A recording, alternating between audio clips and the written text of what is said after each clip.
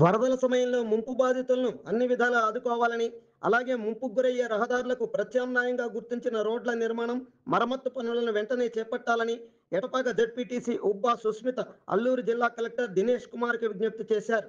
కాగా తన విన్నపానికి కలెక్టర్ సానుకూలంగా స్పందించారని ఆమె వి24 వెల్దీ న్యూస్‌తో మాట్లాడుతూ తెలిపారు. గోదావరి వరదలు ఎటపాక మండలంలో సంభవించిన కారణంగా ఈ విషయాన్ని కలెక్టర్ గారి దృష్టికి తీసుకెళ్లి అనేక రోడ్లు మునిగిపోయాయి. వాటికి ప్రత్యామ్నాయ రోడ్లు, ఆల్టర్నేటివ్ రోడ్ శాంక్షన్ చేయవలసిందిగా కలెక్టర్ గారిని విన్నవించుకున్నాము. అలాగే ఆయన సానుకూలంగా స్పందించారు. బఫర్ స్టాక్ ఏదైతే 3 months ఉందో అది డిస్ట్రిబ్యూషన్ స్టార్ట్ చేశారు. అలాగే వాళ్ళకి అవసరమైన నిత్యావసర సరుకులు కూడా సకాలంలో అందించి, ఏదైతే 360 degreesలో మునిగిపోయిన హౌస్ హోల్డ్స్ ఉంటాయో వాళ్ళకి ప్రత్యేక సిబ్బందితో వాళ్ళకి అన్ని దగ్గరికి చేరువేయాల్సిందిగా కలెక్టర్ గారిని కోరాము. కలెక్టర్ గారు సానుకూలంగా స్పందించారు. ప్రత్యేక సిబ్బందిని ఏర్పాటు చేసి వాళ్ళకి అందించవలసిన నిత్యావసర సరుకులు సకాలంలో అందిస్తానని కలెక్టర్ గారు చెప్పారు.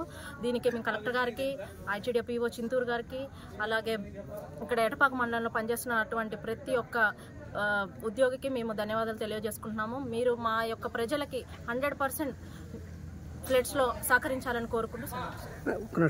ఇప్పుడు వరదల వల్ల సాధారణ రోడ్లు, రెగ్యులర్ రోడ్లు ముప్పుకు గురవుతున్నాయి.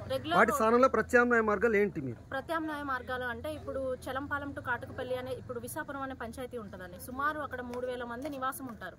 వాళ్ళకి ఫ్లడ్ టైంలో మనకు అందించవలసిన సరుకులు రహదారి మార్గం లేదు.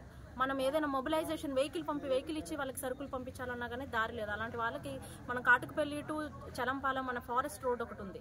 దాన్ని కనుక వాళ్ళు ప్రభుత్వం శాంక్షన్ చేయగలిగితే ఆ 3000 మంది ప్రజలను మనం ఆదుకోగలుగుతాము త్రూ రోడ్. అండ్ ఇంకోటి ఏంటంటే ఇంటర్నల్గా చాలా లింక్ రోడ్స్ బ్లాక్ అయితే ఉంటాయి. మన నల్లకుంట దగ్గర చిన్న కల్వర్ట్ ఒకటి ఉంటుంది, కేన్పురం దగ్గర ఒక కల్వర్ట్ ఉంది. అలాగే గన్నవరంలో చాలామంది ఇబ్బందులు పడుతున్నారు.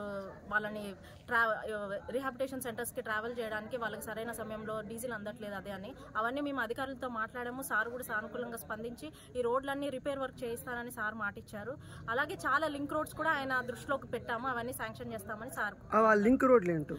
ఆ లింక్ రోడ్స్ ఒకటి మన మారేగూడెం రోడ్డు నుంచి పురుషోత్తపట్నం సెయింట్ ఆన్ స్కూల్ ఒకటి ఒక 5 kilometers ఫ్లడ్ ఆల్టర్నేటివ్ రోడ్డు ఉందండి, దాని రిపేర్ వర్క్ ఒకటి. అలాగే మన నల్లకుంట దగ్గర చిన్న కల్వర్ట్ ఒకటి ఉంది, కేన్పురం దగ్గర ఒక కల్వర్ట్ ఉంది. అలాగే మన చలంపాలెం టు కాటుకపల్లి మెయిన్ రోడ్ ఒకటి చెప్పాము. ఇవన్నీ సార్ దృష్టికి తీసుకెళ్ళడం జరిగింది. అంటే ఈ ప్రత్యామ్నాయ మార్గాల వల్ల ముంపు మండలాలకి, భద్రాచలానికి కొంతమంది ఏంటంటే చాలా మంది వాళ్ళ నిత్యావసరాల సరుకుల కోసం కానీ, వాళ్ళ నిత్యావసరాల కొన్ని హాస్పిటల్స్కి కానీ వెళ్ళడానికి భద్రాచలం మీద ఆధారపడుతూ ఉంటారు. అక్కడికి వెళ్ళడానికి ఇప్పుడు మన కరకట్ట ట్యాంక్ బండ్ ఫార్మేషన్ జరుగుతుంది. సో అటువైపు వెళ్ళడానికి దారి లేదు. వాళ్ళందరినీ ఒక ఆల్టర్నేటివ్ రోడ్డు ఉండాలి కాబట్టి ఆల్రెడీ ఎప్పటి నుంచో పూర్వం నుంచి ఆల్రెడీ శాంక్షన్ అయిన రోడ్డు ఉంది. రోడ్డు అది పురోగతిలో ఉన్న రోడ్డే. ఆ రోడ్డుకి చిన్న మరమ్మతులు చేస్తే వీళ్ళందరికీ ఒక ఆల్టర్నేటివ్ రోడ్డు మనం చూపించగలుగుతాము.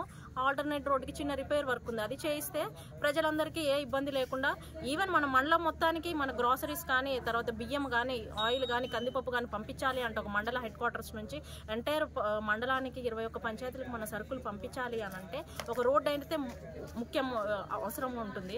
అలాంటి రోడ్డు మెయిన్గా మనకి స్టార్టింగే ఇక్కడ ఒక 5 kilometers మనకి పాడైపోయింది. దాన్ని కనుక మనం మరమ్మతులు చేస్తే త్రూ దాట్ మనకి తుణుకు చెరువు నుంచి అటు ఎంటైర్ రామగోపాలపురం కానీ, లక్ష్మీపురం కానీ, నెల్లిపాక కానీ వెళ్ళడానికి వంతా, అలాగే రాయనపేట, గుండాల, తర్వాత మన చోడవరం, తర్వాత నెల్లిపాక, అటు నుంచి గౌరదేపేట నుంచి మళ్ళీ మనం నందిగమ్మ, ఇవన్నిటికీ అక్కడక్కడ లింక్ రూట్స్ చాలా ఉన్నాయి. అవన్నీ బ్లాకేజెస్ అవుతున్నాయి. అవన్నీ సార్ దృష్టిలో పెట్టాము. సార్ సానుకూలంగా స్పందించారు. సార్ వాటన్నిటిని నేను ఆల్టర్నేటివ్ చూసి చేపిస్తానమ్మా అని మాట ఇచ్చారు. ఇవన్నీ ప్రజల కోసం మేము కోరుతున్నదే. సో ఇవన్నీ మనకి కలెక్టర్ గారి మీద నమ్మకంతో ఈరోజు రిప్రజెంటేషన్ ఇవ్వడం జరిగింది. ప్రత్యేక మన పీఓ చింతూరు ఐటీడీఏ వారికి, అలాగే జిల్లా కలెక్టర్ పాడేరు వారికి, అలాగే పీఓ ఐటీడీఏ పాడేరు వారికి ప్రత్యేక ధన్యవాదాలు తెలియజేస్తాను.